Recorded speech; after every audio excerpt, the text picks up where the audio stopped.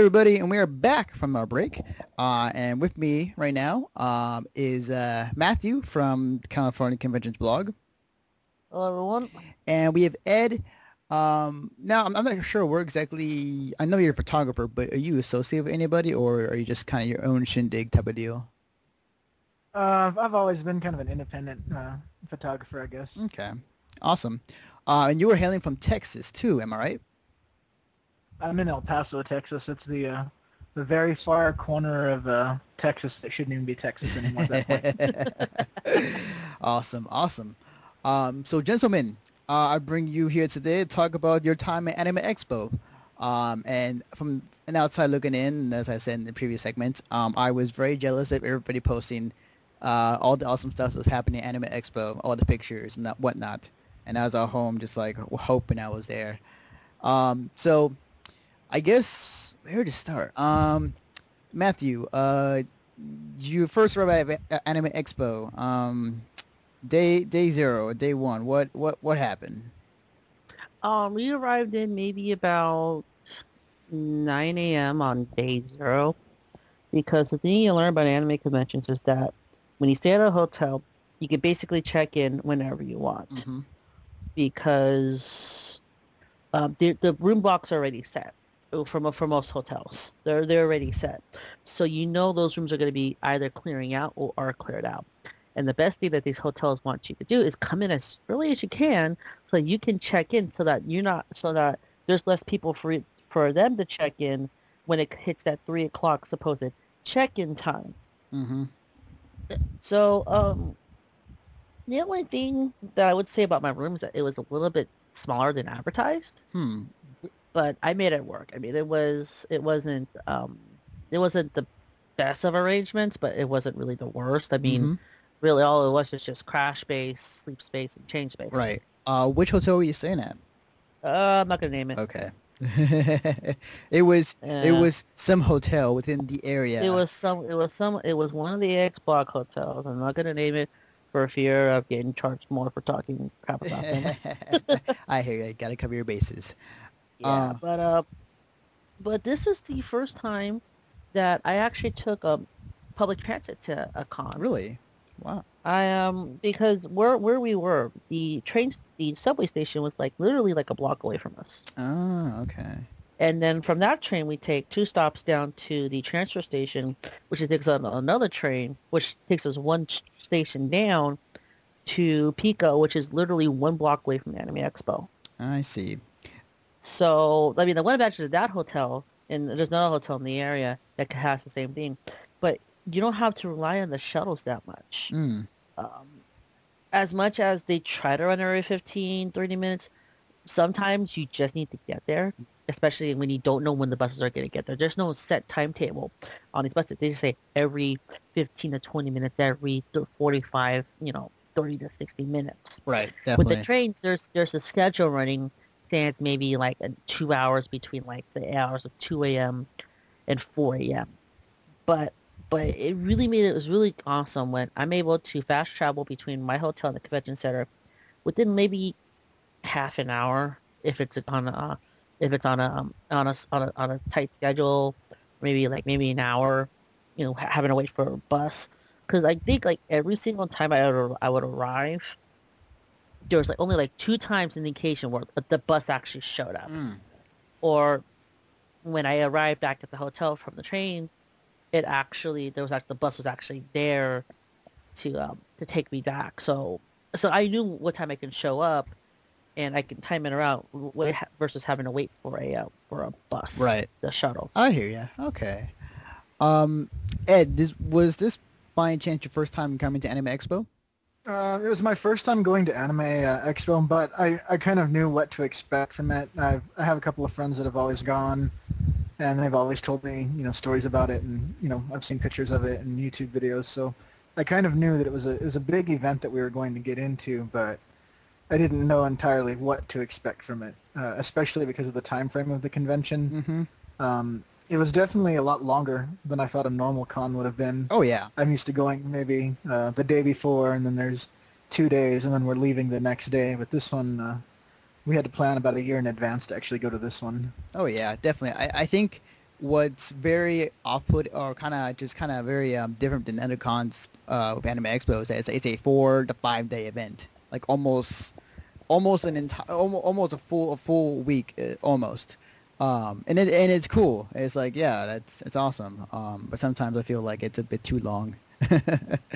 um so Ed, when you arrived at Anime Expo and then it was your first time being there, what stood out to you, like the first thing that caught your eye? The first thing that caught my eye at the convention, Mm-hmm. I would have to say the building itself. It was probably one of the largest facilities I've seen a convention in. Mm. We went to ACON this year, and I thought that was pretty big. But the architecture of the convention center was definitely something else. It almost looked kind of futuristic or space age. So I was already pretty excited when I saw the building. Mm. Oh wow, awesome. Yeah, the convention center is pretty huge. And it is one of the hosts to one of the largest car shows, and also like E3 happens there every year. So yeah, it is definitely a very huge place. Um, Matthew, Yeah. when you were walking around the convention center floor, what was the mood particularly like of everybody? Like was everybody, pretty excited, happy, or was it like because of the heat, like people were just kind of wanting to stay inside and just kind of avoiding everything that was hot? Well, I guess you could say that it's just because you're in downtown Los Angeles with a lot of the concrete just makes it hot, and people were trying to compare the LineCon to Fanime's LineCon, but the difference between AX's LineCon and Fanime LineCon is that AX has a system where literally once you're inside, it takes you literally about 5 minutes to print. They call your name. Okay, this is how they do it. This is how they do it. You scan a barcode. Mm-hmm. At the desk, they print your name. Mm-hmm. They call your name when your badge is ready. They give you a sheet of paper, and they have you do your badge yourself. Mm. Saves time in the world, saves a lot of time, and it allows for people to basically grab their own badges, and they don't even need to, staff doesn't even do it, saving precious time. That's those seconds. Right, right. I Now, Nate and Ray are Fanime. Nate and Ray are there are two people in my room that were also part of my press team that were experienced LineCon at Fanime. mm-hmm. And I showed them, they were launching that system. They were like, wow, this is going that fast. I mean, granted, the line is outside. You had 60,000 people go to con. You're going to have some lines. Oh yeah. Regardless, yes, definitely. You know, and this was 20,000 more than what is usually the $45,000 for the 45,000 attendee mark. Mm-hmm. That is usually Fanime, usually AX's numbers. But the experience this year, they had 61,000, which is, I'm like, whoa, well, that's a lot more than we expected. So you're going to run into some lines. Granted, yeah, they tried to put it in like shaded areas, but there's not that much shade. And when you're in the middle of Los Angeles, there's not much relief from the heat. Right. At least, it wasn't where you're waiting because the staff is slow. You're just waiting because there's 61,000 people going. Mm-hmm. Definitely. And I think that the comparison obviously people were making because of what happened at Anime. I've heard that from friends of mine that they were able to get their badge within the 5-10 minutes of them just kind of waiting in line, and a lot faster than what Fanime had. Like I said, once you get inside and once you get through, it's really quick. You're not having them wait for them, and then you go to another section where you get your bags. Mm-hmm. So you don't have the staffers grabbing the bag, grabbing the badge, which is really seconds and seconds that you're shaving off. And when those seconds add up for each attendee, you're talking about minutes. Minutes turn to hours. So you're saving. And I'm not saying that the staff is going to be lazy. It's just it's not that bad for an attendee to put their own badge in. Oh yeah. And it's kind of pretty cool when you can put your own badge in the holder. It's like, yeah, I'm awesome. I get to put my own badge in. That sense of pride especially when you're in an anime convention. So, I mean, the mood out there was really exciting. I think people were really looking forward to what we're seeing. A lot of exclusives were really revealed beforehand. Now, and if you were a premiere attendee, Oh man, you benefited major Mm, at this con. mm, Because a lot of what I did as press in terms of being in lines and being first for stuff was kind of in the same boat as with most industry and most of the Premiere fans. hmm. So Premieres had to pay at least I think it was $100, but Yeah. literally they had their own separate line, separate. They had their own separate line from the regular attendees. Mm. Interesting. So when I was going to, let's say, I went to a couple of panels. I went to the George Wada panel for Attack on Titan. I Hmm. also went to the Mega 64 panel. There was a line inside, and it was kind of cool because it was indoors, at least for the Peachy Hall ones. Right. There was Right. a line inside, indoors, where it was actually it was disabled people first. The people who had approved disability stickers. Hmm. They went first, and actually even before that, there was a winner of the there was a contest that AX ran for badges Hmm. where one person, if they registered their badge before like a certain date, I believe it was like 28th of June, they were able to win like this all exclusive pass, and they can get into whatever they would. So even before press, even before it's only the disabled people, but it was a really special lanyard, and they were told if you see this person, if this person wants to go in and sit and watch them set up, you let that person go in and watch them set up. Wow. It was that all inclusive. So, and then you have all the regular attendees I was sitting at the line for 64, and they're like, "Oh, where's the regular attendees? You got to go outside and go stand outside." Wow. And the Peach Hall is pretty big. It fits. So and then the other thing is all of the premiere fans got into the exhibit hall at 11 a.m. Mm.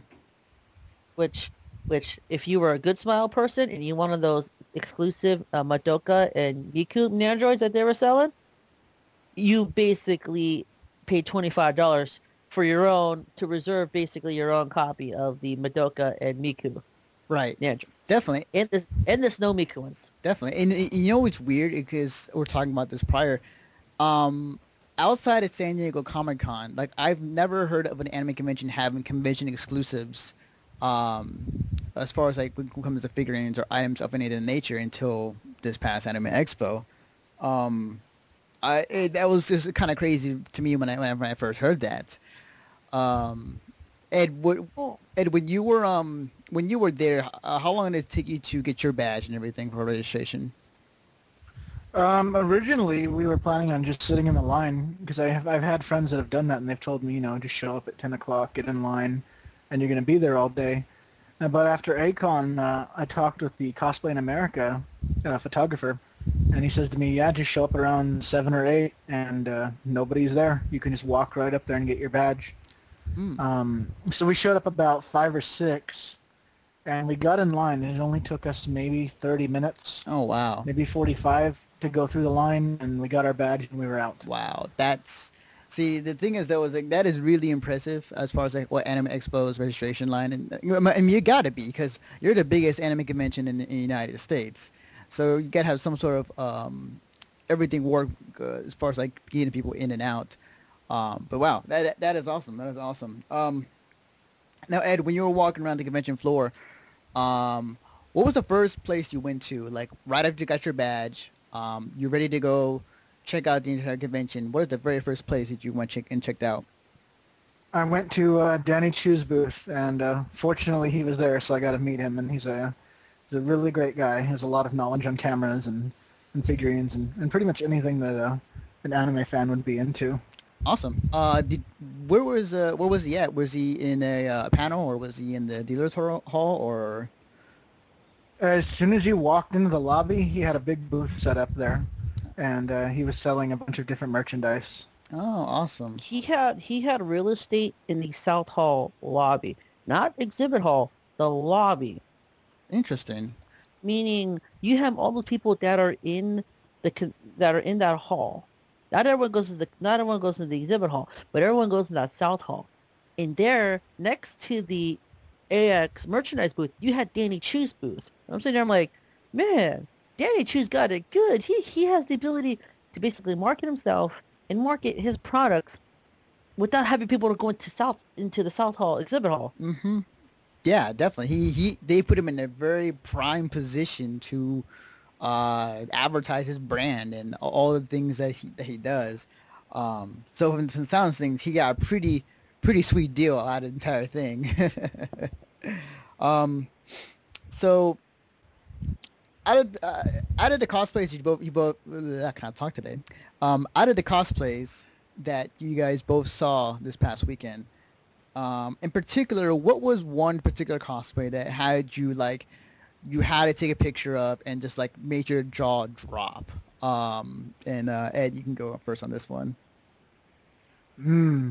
Out of all the cosplays there, the big one that I saw was the giant Ava unit that was walking around. Yeah, I saw that in the video. Holy crap, that is awesome.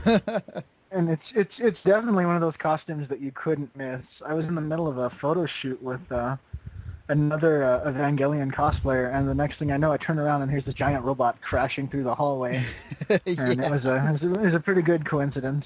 Oh yeah, definitely. The crazy thing is when I saw it in an interview with like one of the people interviewed him on one of the videos I watched, and he said like it cost him $1,000, but he still is not uh like his level of expectation of it is still not to his standards. So he's still gonna go back and still work on the Ava series. Like holy crap, like that is some pure awesomeness going on there.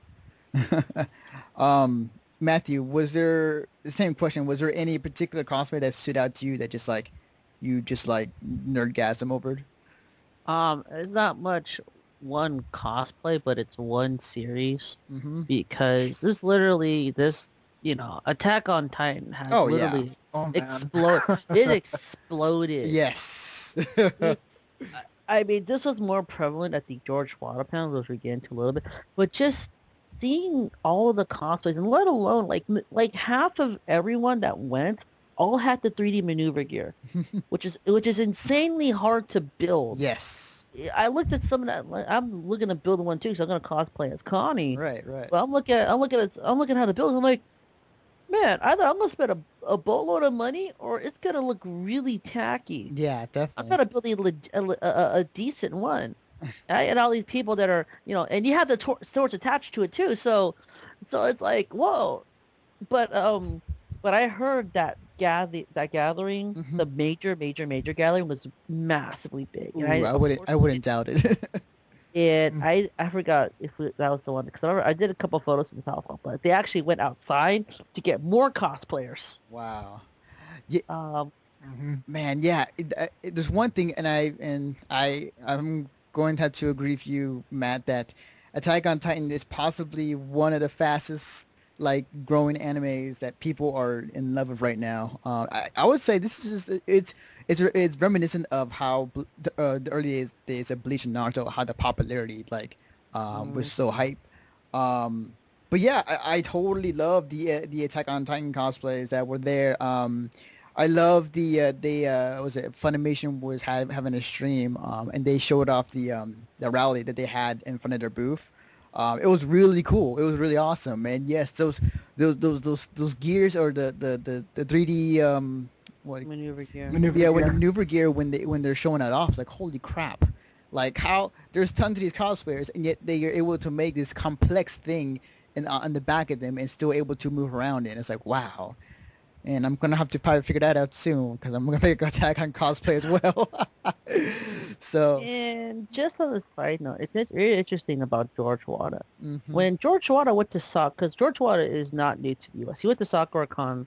What is your SakuraCon? That was March, late March, early April. hmm And he was there for Psychopaths. hmm And this is when ACP and Funimation, they were doing Psychopaths promotions.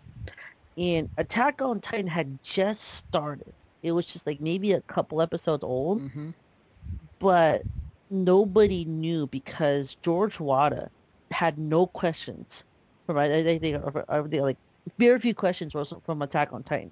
hmm Then we get to literally 3 or 4 months later, and all of a sudden George Wada's getting questions front and center about Attack on Titan. It just goes to show how quickly this anime grew to what could be the next. I'm not gonna say it could be the next Cowboy Bebop, but it's got that action. that I think the American anime audience has been missing. Oh yes, oh yes. I definitely agree. What to wait and see and find out how the rest of the series goes. But so far, it's looking pretty damn good. Ed, was there any panels did you were to check out at Anime Expo? There were a couple. The first one I went to was the cosplay is not consent panel. Oh yeah, Uh, I want to hear that all about that because the funny thing is, and I said this in the prior segment, it's funny how that panel was being hosted by the cosplay deviants models and the guys who created the website. Given that the discussion yet at the same time, it kind of the cosplay deviant website is all about cosplayers going in and adult modeling. yeah, like it was the Playboy of cosplays. It's like well, It's softcore porn basically. yeah, so it's like it was kind of ironic the way they worked, but yes, tell me what happened? Like what happened in the panel? Okay. It was actually quite a large group of people. But when I first went in there, I wasn't sure what to expect. The cosplay is not consent movement has always been kind of a hit or miss for some people. A lot of people find it extremely touchy. A lot of people tend to, there's a handful of people that just dismiss the notion of it completely. When it first started, I was kind of wary of it because the first thing, I think it was the 8-bit Sirens, I think, was the one who published an article about it. And it lashed out at photographers at conventions specifically. And I know a lot of us had this huge outcry against it because there's a lot of people at conventions that they take photos and some of them are candids. And, the ethics of convention, when you're doing photography, not everybody knows you have to ask permission. So I can see why people could be perceived as creepers. But I went there specifically as a photographer just to see how the direction was going and if they had a question and answer panel, as part of it, or if there was an opportunity where we could chime in. If something was going that way that targeted out the photographers, I wanted to be there to make sure that, at least one of us had a voice saying, maybe there's some creepy photographers out there, but not all of us. But the nature of the panel, it was pretty straightforward. It's talking about some of the horror stories that people have had, and they opened up to the audience. And there's quite a few people, I would say a good 75% of that audience has at some point experienced harassment from people at conventions. Even I've been to conventions and I'm not even a cosplayer, and I've had some creepy moments. Like at an A-Con, I had someone literally jump on my back once and try to lick me, and I'm not in a cosplay. And I think the issue's it's more than just conventions itself.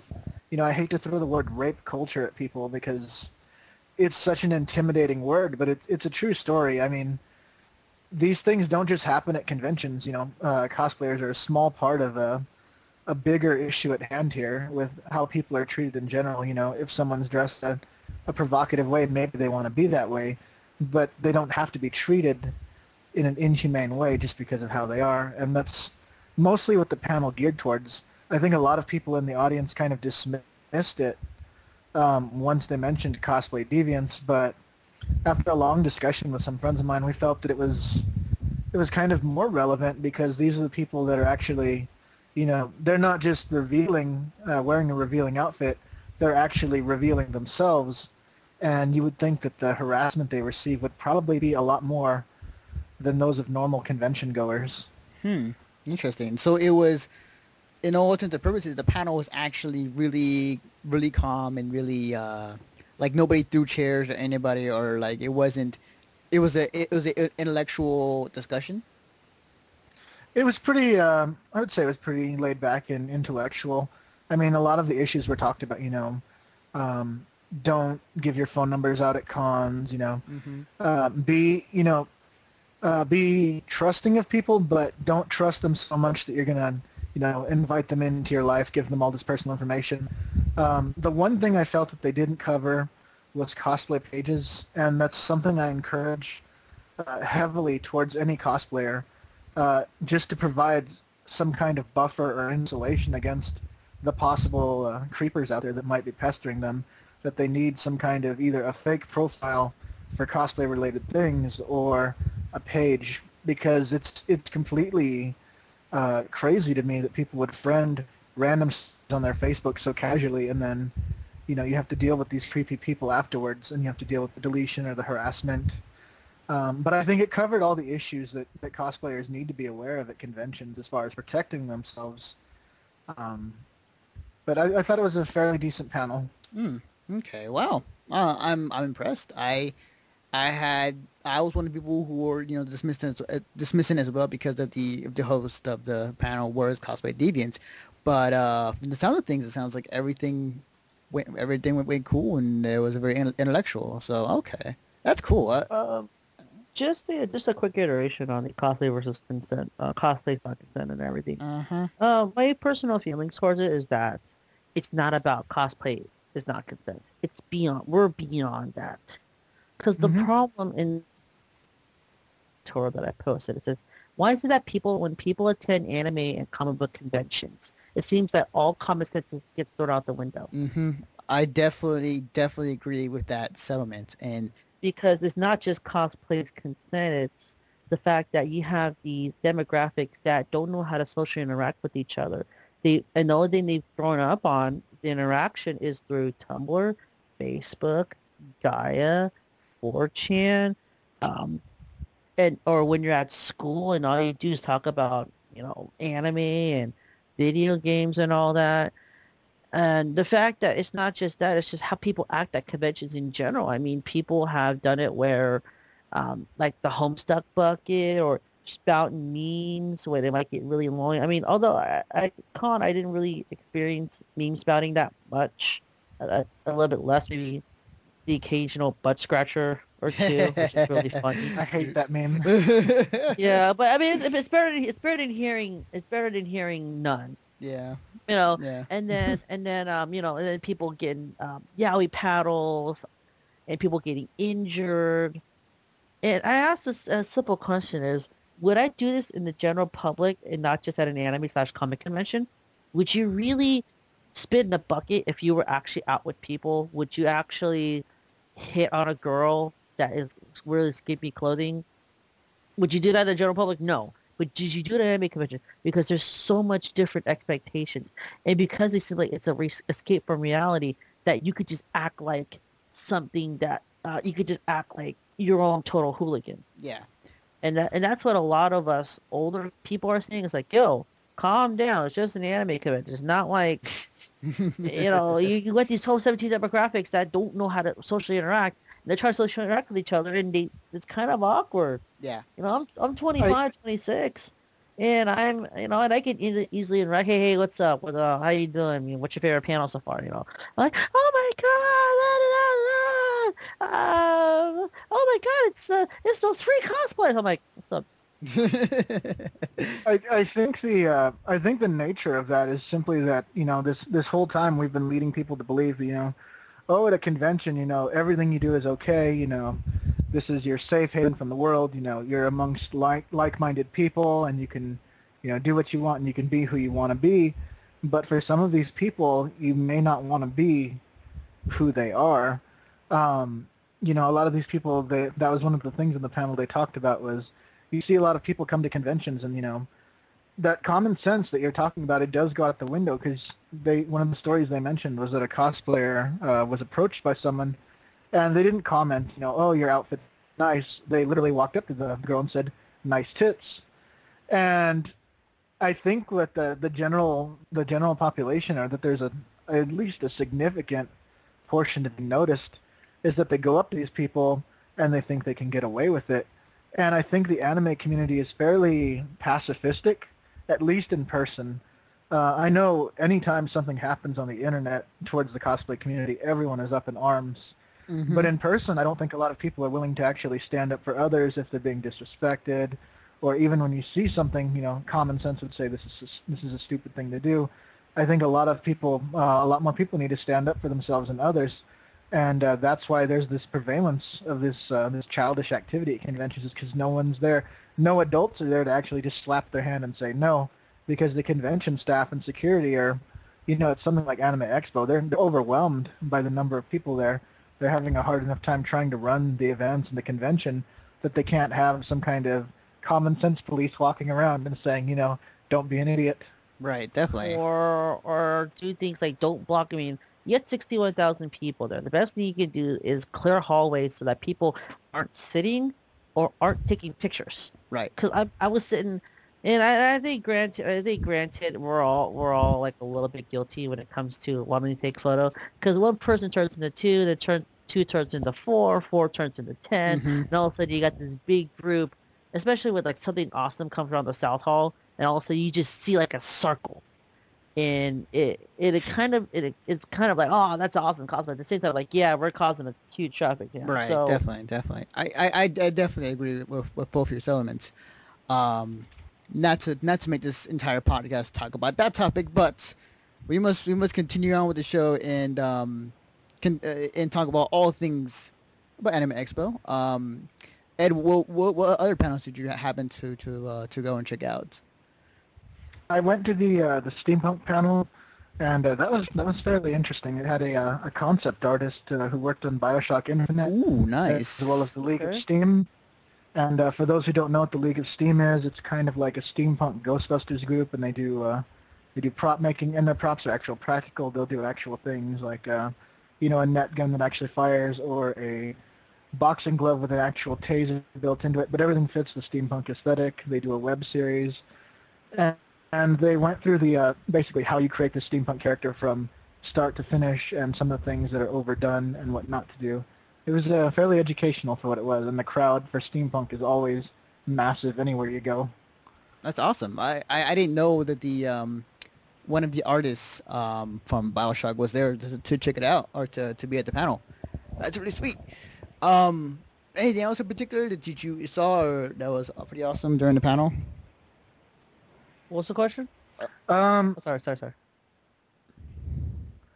For me, mostly it was just the actual props that they showed off. I think the nature of the steampunk community is that it's not just a secretive thing. We're going to present to you the props that you're interested in, and if you want to talk about them, we'll tell you how we built it, or what's actually a part of it, and how we made it, and how much it cost. There's no secrets in the prop making world that I know of, even when it comes to the steampunk community. Awesome. And I know sometimes they'll actually let people handle the props, which is a plus for people who are really intrigued by the construction of these things. Cool. Yeah, I definitely agree. Like steampunk costumes and items just in general are just like phenomenal. Like I've seen steampunk stuff before.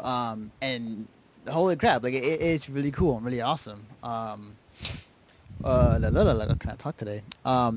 Matthew, did you check out any panels where you're there at Anime Expo? The George, especially I think the biggest panel was the George Wada Attack on Titan panel. Ah.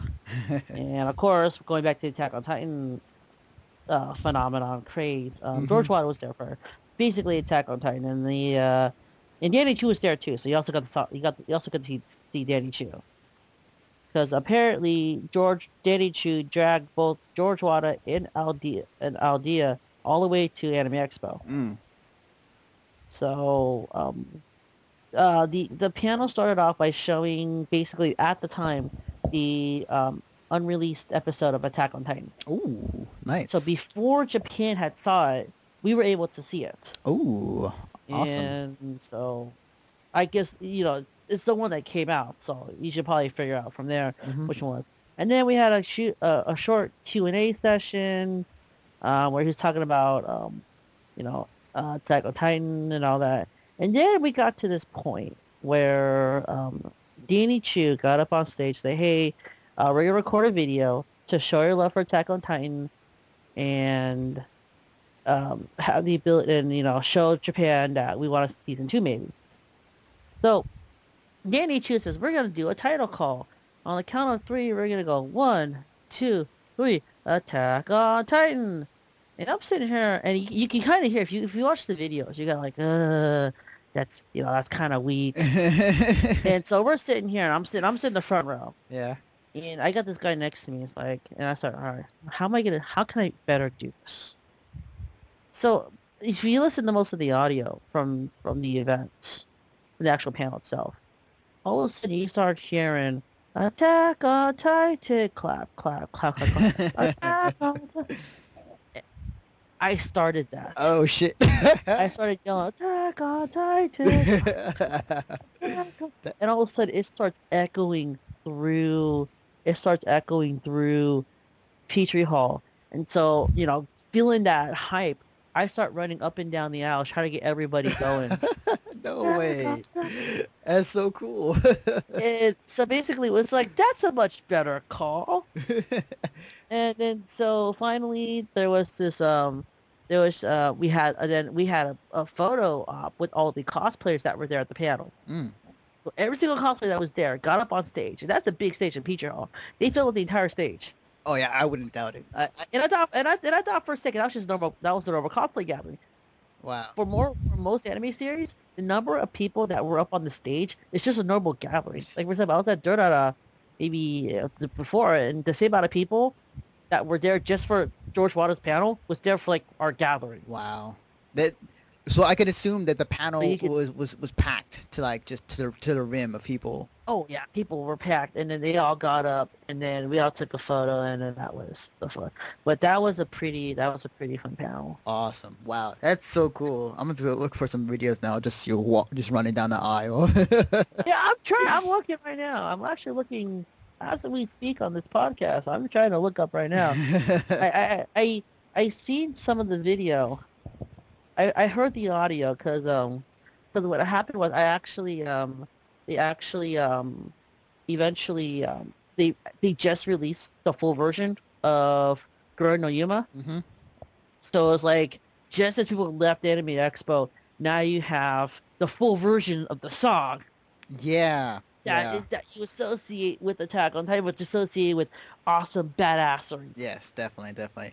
That is really awesome to hear. Ah, man.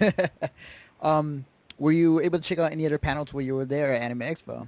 Let's see. I went to the Mega 64 panel. Mm-hmm. Those guys are always awesome. They love to be at Anime Expo, and I think the next day they also went to RTX, which is the Rooster Teeth convention Oh, cool. out in Awesome. Texas. So not everybody from the Mega 64 crew was there, but it was pretty cool to see some unreleased video. They showed a skit for The Last of Us. They got that.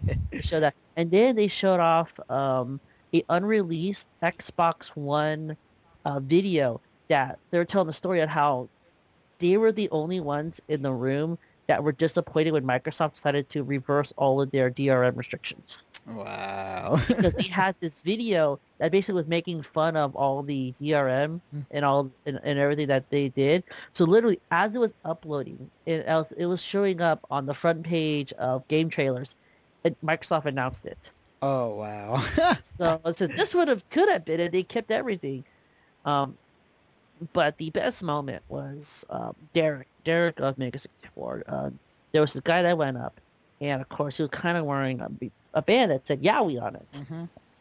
And it says, all right, can somebody find me the definition of Yowie? So let me look it up for him. Surprisingly, the first photo, if you look up on Wikipedia for Yowie, the first thing you see is two boys kissing. Mm-hmm. Because that's what Yowie is. Mm-hmm. And so I said, excuse me. He's like, hold on. I have the definition. So I give him my phone, and Derek starts to he's freaking out because he's seeing the definition, and he's like, I can't do the impression here. And then I tried to show Rocco, but he didn't want to see it. So I'm looking for that video. Wow. But that was awesome. I mean, that one, and the pianos. I can't even think of other panels that I attended. I think I was doing. I was trying to try to do all sites of coverage, but the things I was interested in. Mhm. So I wanted to see those were the only panels I attended. Interesting. Is the funny thing is because last time I was at Anime Expo, I also went to the Mega 64 panel, and they are really funny guys. Like I don't think in any given moment that they become unfunny or anything to that nature. Everything that they did at that panel when I went there, and I'm pretty sure at your panel as well, was pure comedy gold. I only wished I was there to check out that video they were talking about the Xbox One, because I would have loved to see that. So the thing that I heard about, and was it my con reporter Jeremy wrote this in his report, was that there was a big influx of attendees this year than in prior years, and that there was the number of around like now 9,000 additional attendees at this convention for this year.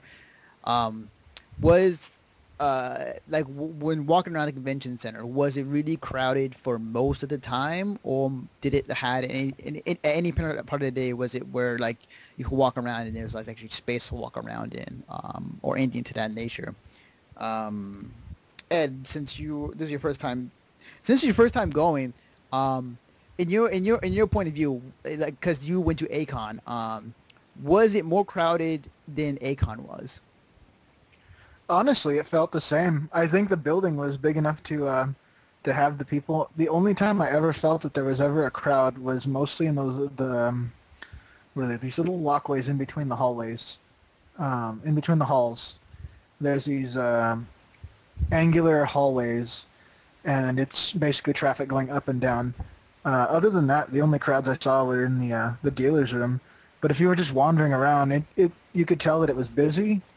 That there was a lot of traffic, but you never really felt, claustrophobic. It didn't feel like it was too confining, and that's kind of how I felt at Acon. I felt Acon might have been even a little bit more crowded, Mm-hmm. but the building sizes are way different. Interesting. Is it the same case for you, Matt? Was it crowded but not too crowded? Um, Again, it's 61,000 people, a lot more than I expected. So it was a little more crowded. It was more crowded than usual.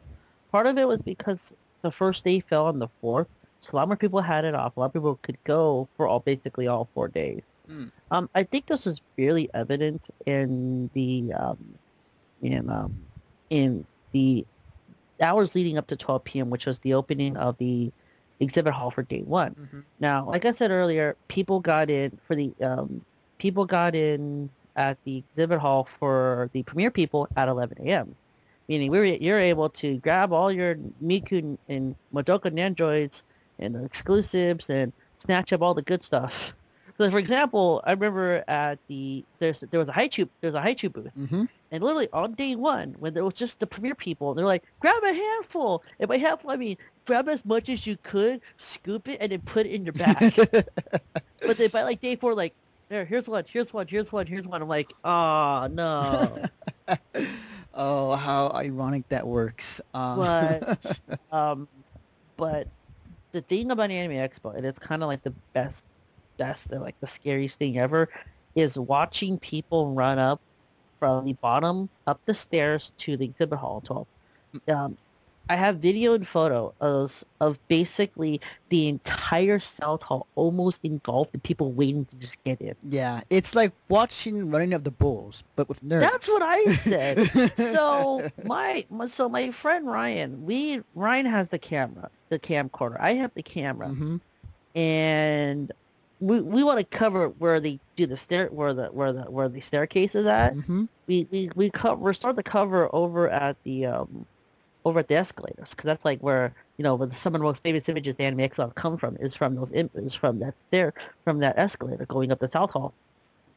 What I didn't realize was there's a staircase next to us Mm. that looks just as big, and all of a sudden you watch the video and you see people start running, and people start running faster and faster and faster. And my friend Ryan, and you can hear it on camera, he says, "Oh shit," because we're about to get trampled. Yeah. Like people running in the South Hall. I'm just trying to take photos. Mm-hmm. Definitely. And so we got on the side. We got on the side, of the side, and we're just watching to see if people go up and up and up and up. And I'm about to send you guys a screen cap. There is a screen cap that I was it was from CNN. It's the CNN. Yeah, I saw that video it's the too. CNN. Yeah. Now, did you see like if you watched the time lapse video, did you see kind of like a head bob in really quick? Yeah, I believe I did. Yeah. Do you know who that is? Who? That was me. Wow. Yeah. So So because I was Yosuke, and that was the thing, because in my later video, I was in the early video that we did film before all this, we were at the train station. We were at I was wearing Yosuke. So for a second, you can see kind of see like a blonde wig pop in and then pop back out. Mm-hmm. That was me being pushed back by CNN Wow. to get their shot in. And so basically, I said, I am very honored to be pushed in by CNN to try to get coverage for Anime Expo. But it was I was she was uh, part of it was I was screaming tears of joy Mm-hmm. because like this is my first time ever seeing this, and the fact that I'd worked so hard to see this at Anime Expo Mm-hmm. because of all the things I had from my website and my blog. But it was just crazy watching, and finally, maybe about 3 minutes later, the crowds finally dissipated after 3 minutes, and you can see after this dissipates, Mm-hmm. and it just dissipates, and I'm like, whoa, it finally just ended. And of course, me and my friends were like, we're not getting back in the South Hall today. But Wow. yeah. So other than that, it was more crowded than usual. Then again, we had 20,000 more people go, but um, the staffers tried to do their best to keep everything going.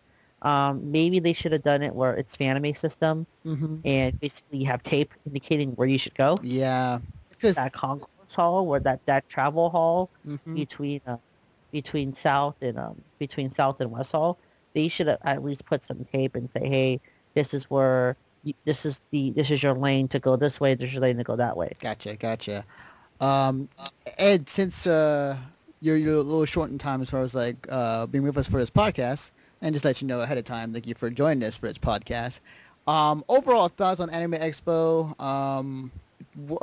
Do you want to come again next year? Yeah, just overall thoughts. We originally thought we were just going to go for a one-time deal, just a anime expo. We've done it, that's off the list.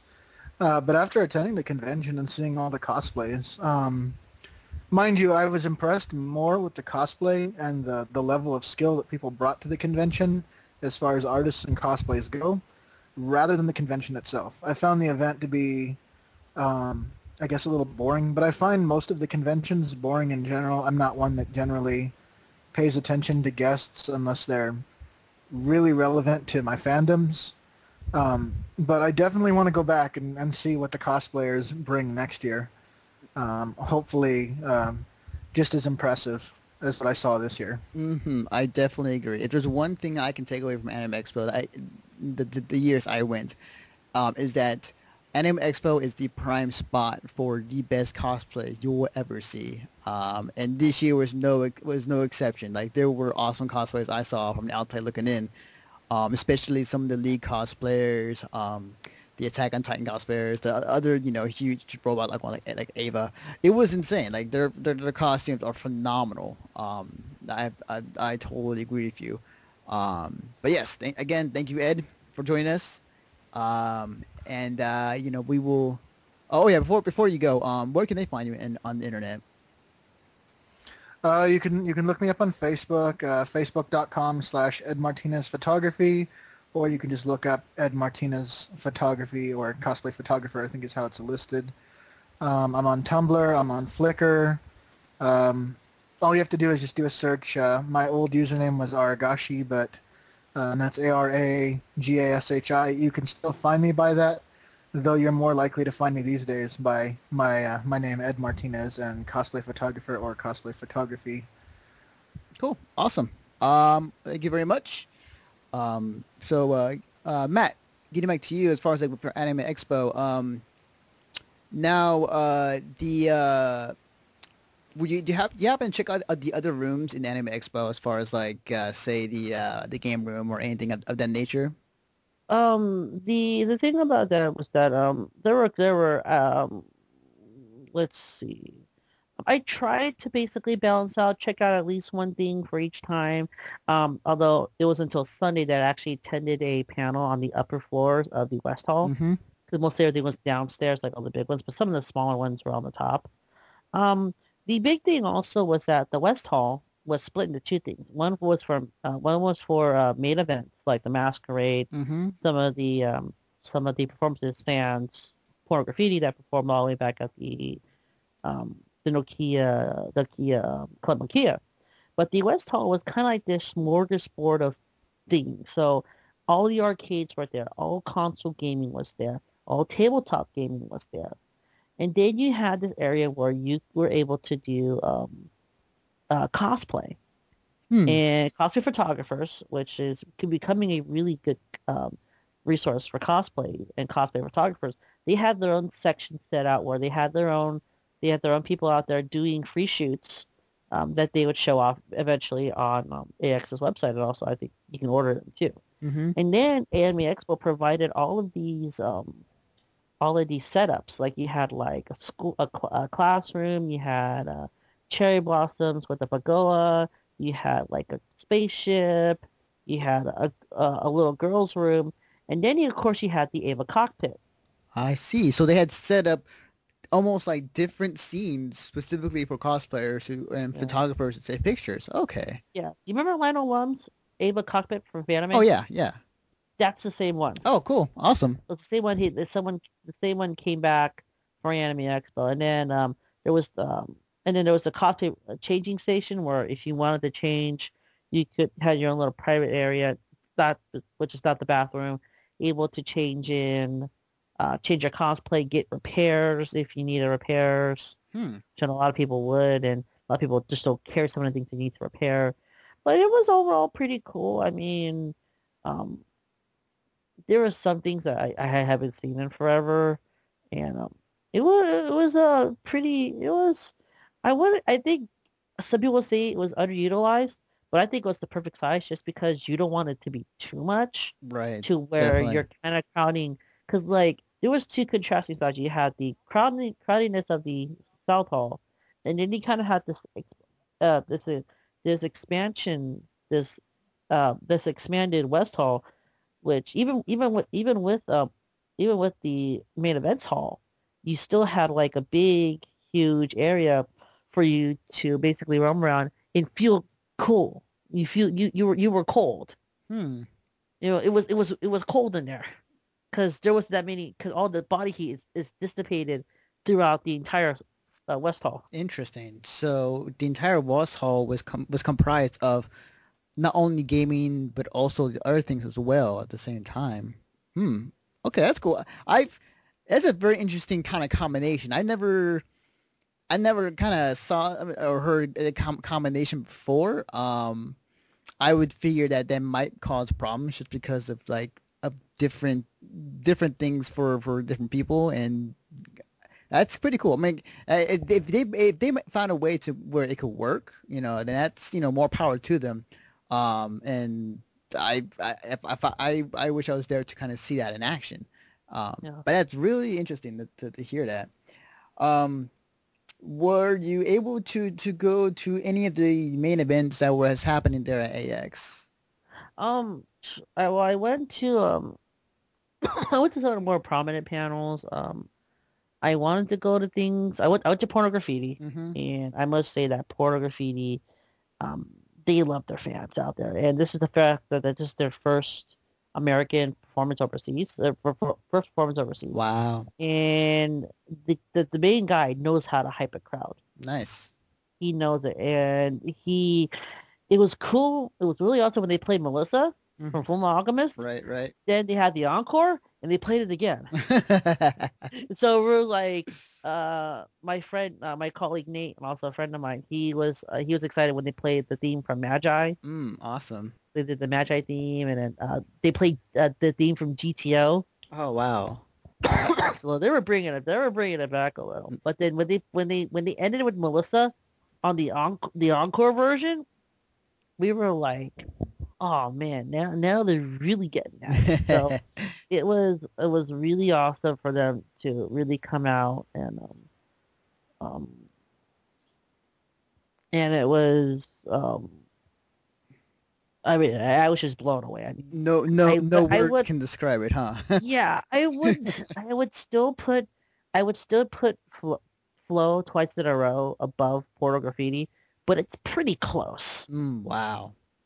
I would still put Flow because at least with Flow, I knew the majority of all the songs that they were playing. I mean, I knew a couple. I knew the GTO, the Magi One, Full Alchemist, but kind of the other ones just kind of like, hey, this sounds pretty cool, but I don't know what it is from, or maybe it's like they're just their studio tracks that they do. Right. I mean, at least in Flow, this is from Code Geass, this is from Rebecca 7, this is from Trinity Soul, or this is from Hero Man. Mm-hmm. Awesome. That's great to hear. Oftentimes when we have people coming from overseas, from Japan to perform, most of the time they have, a great time and they are very appreciated. I think here more than Japan. I'm just saying, send more people from Japan over here to do awesome shit like this. It's like cool. um, I'm trying to see. So your your thoughts on Anime Expo? Hmm, my thoughts. It was pretty cool, but it could have been a whole lot better. Mm. The issue I had was kind of the access staff, the access control staff. Mm-hmm. Some of them knew what they're doing, but a lot of them were misinformed and were basically trying to take me out of doing my job, which is to report. Right, right, right. Some of them just didn't know. Some of them were like, "Oh, I can. You can get in with the premieres and the industry." Like, yeah, that was the point. Because I was told during, I texted everyone, I was like, "Hey, this is how you do your panel. If you want to go to the panel, this is how you do it." And then I have people telling me, "Oh, this is not. Oh, you have to go wait at the end." And I'm like, "No, no, no. I have to be. I have the ability to be with the access control. Hmm. And not access control. Be with the front people." Right, right. And I'm not saying that's cut in line. It's just I'm there so that I can get a closer view and get a better photo op. Hmm. But what me and Nate are going to say is the disaster that was the Garden of the Words premiere. Mm-hmm. Madako Shinkai, which is what I consider to be the next. I mean, there's two people that I consider in the world that'd be like the best god elder tier anime like directors, Hayao Miyazaki and Makoto Shinkai. And so I met Makoto Shinkai. Actually, no, I was going to go to his premiere. Me and Nate were supposed to go to his premiere, and it was about 3:00. Mm-hmm. The problem is that they stuck this premiere in a 1,000 seat room, which was the video rooms in the upstairs area, because the downstairs concourse was being used by the AX Dance and the Lounge 21. So you had about 1,000 people, maybe let's say 3,000 people trying to get into a 1,000-seat theater. The problem there was that it was one big line, and there was no distinction between any of the badges. So no matter what badge lanyard you had, you were still in the same one line. I see. So wait, the room downstairs, they used bigger. I remember because I went there for the high school, the Dead premiere. So they are using that room specifically for the Lounge 21 and for the dance. And for the dance, it's because I remember when Ryan was touring to death last year. I watched the premiere, the Fate Zero premiere here. Like, yeah, that's true, but it's no longer there. It's gonna be upstairs. And the fact that they had they had the Makoto Shinkai film, they had the dub of Guilty Crown, they had the Fate Zero dub, a bunch of other ones. Now, the only one that I know of that was not shown in the video rooms was Blue Exorcist movie, because that was shown in Petrie Hall, and even then, there were kind of like stories going around that where things were getting capped before they even started. Interesting. So my boy Nate tried to get in, and you'll see more of his review, but basically it's like, I'm pressed. I need to get in to watch this premiere. It's like, no, the room's already full. And then another line proceeds to go in. Interesting. And so basically he was disappointed. I was disappointed because it was kind of my fault that I didn't go, because I found out that my food truck that I was at, there was a waiting time of 1 hour. Wow. And it was I forget what truck it was. I'm not going to name it. Definitely. But it was one of the more prominent trucks that were in the convention area itself, because there was two sites. There was the one across the street. There was one on the site. So the one that was on the convention center grounds, polos were popular, but they had another one that was a little bit off. That was maybe not that not that popular, but it was not that busy. How were the prices, by the way? Um, it's food trucky. I mean, you're gonna pay about $9, $10, which is the norm for most food trucks. But the thing is that compared to what you're getting in that area, there's no really major fast food. I mean, the Mm, closest Subway is like literally almost like a 10-minute walk. Um, and if it is fast foody, it's gonna be more expensive because you're on the convention center grounds. Like there was there's like barbecue. There was a barbecue spot. There was a Mexican spot. You had Starbucks. mm, You had the Galaxy Food Court. And it's like, yeah, all that's gonna be really expensive because you're on convention grounds. interesting. You had to really travel in order to find spots to eat. Mm, Like for example, where my hotel was, 2 blocks down, you had it was like a Grand Central Market, which basically was a market for food, hot food, um, fresh meat, fresh veggies, fresh fruit. But I was able to find like a one combo, one item combo with with um, with fried rice, an egg roll, and drink for about $5. hmm, hmm. And and it was like it was like legit Chinese food. Mm, wow. It's this ain't your this ain't your orange chicken from Panic. This is like legit China. But you had to find your spots. Mm, Where because where the old Wilshire used to be. mm-hmm. Right down away from the old Wilshire in the Sheraton, there's a 24-hour Subway. There's a 24-hour IHOP. There's a 24-hour Denny's. There's a 24-hour Fat Burger. There's a whole bunch of places, but you have to travel, and that's what makes traveling using the train is so much easier. That if you want to grab something to eat, you jump on the next train from Pico to 7th Metro. You get off, and literally there's places. There's a Subway. You had the Family. There's a Famina. There's a 7-Eleven. There's cheap places where you're gonna get cheap food, or at least for the same amount of food that you'd pay at the convention center, you're gonna get a whole lot. Like you can get like a 3-item combo plate for $7, same for the same price as a hot dog, chips, and a drink at the convention center. Mm-hmm. You can find a 3-item Japanese combo plate and maybe a good sized drink with with free refills. Mm, wow. So so that's the only downside. The convention center is really expensive in that area. Parking is a big concern for people who are staying there. Right, The right. two front hotels, the JW and the Lux, their parking is 40 a night. Wow. 40 a night. Jesus. And there's no relief from and Anime Expo really can't do anything. Um, the the best parking that there was that was the hotel I stayed because that was under $20, Mm-hmm. and the Sheraton. So the Sheraton was pretty cheap. So I've already decided next year, and it was really funny because they said that uh, they already opened up registration for next year Are you for, serious? for hotels Wow. at the con. Because I was sitting here, I was like, they're already taking registration for next year. I'm like, what? Wow. That's If you go to Anime Expo's website, you can literally book for next year. wow. That's insane. Wow. Yeah, Hmm. and then also the fact that um yeah.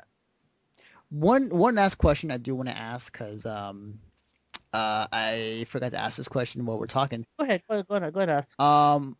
But how was the dealers hall this year? Like, Um, it was pretty cool. I mean, obviously you knew the events that they were gonna I mean, you had your front runners. So you had Crunchyroll, Good Smile, Aniplex, NAS America, Daisuke, and Namco Bandai. Um, some of the other more prominent. I'm missing Aniplex. Um,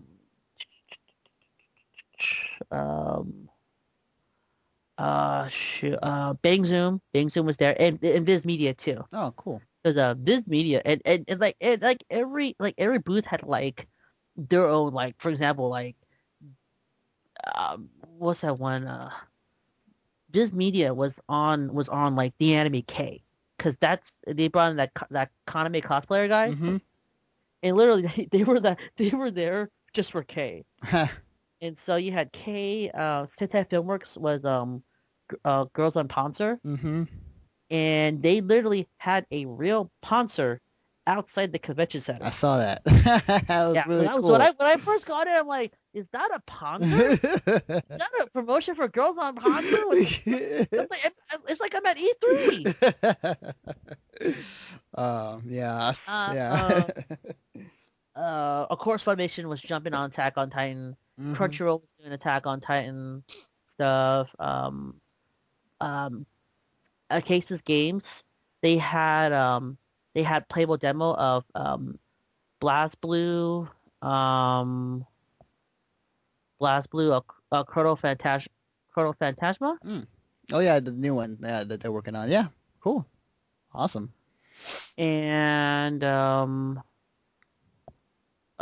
Phantasma. So basically, it was the arcade build of anime. It was the arcade build of the game. So it wasn't like it's far. It's really far from the build that will be released in 2014. Mm-hmm. It was pretty close. Wow. But that was there. And it was interesting that a little bit, you had some of the booths I didn't realize were actually in the back part, just Mm-hmm. because I didn't know. Mm-hmm.